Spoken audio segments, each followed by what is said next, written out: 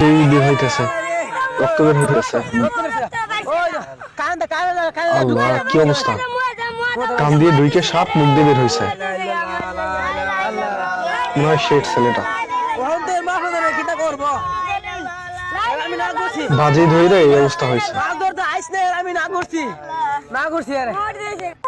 এই ছেলেটা বন্ধু বান্ধবের সাথে বাজি ধরে মাছ ধরতে নেমে কি অবস্থা হয়েছে দেখেন। কানের ভিতর দিয়ে সাপ ঢুকে মুখের ভিতর দিয়ে বের হয়েছে। আল্লাহ, কানের ভিতর দিয়ে ঢুকে সাপ মুখের ভিতর দিয়ে বের হয়েছে।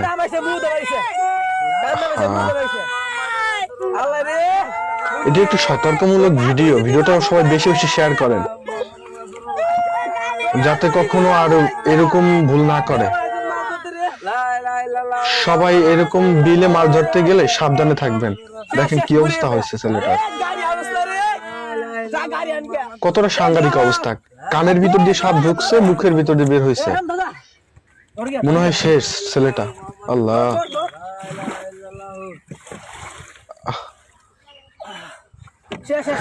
আল্লাহ, কি অবস্থা! এই যে কানের ভিতর দিয়ে ঢুকছে। আল্লাহ, আর এই মুখ দিয়ে মাথা বের হয়েছে।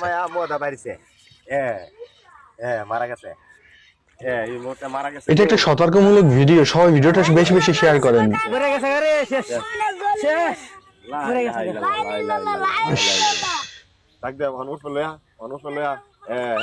মামলা করে দিব গো, মামলা করে দিব।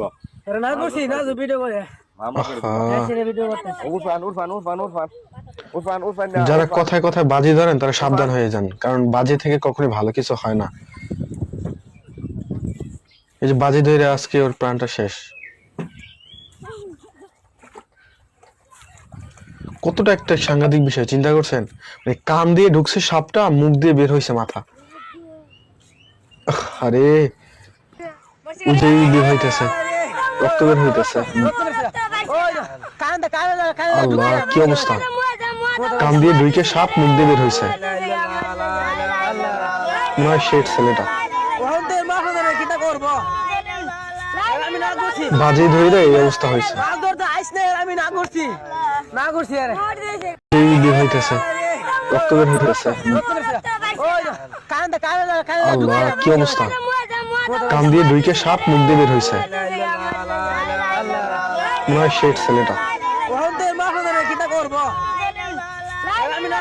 বাজি ধরে এই অবস্থা হয়েছে।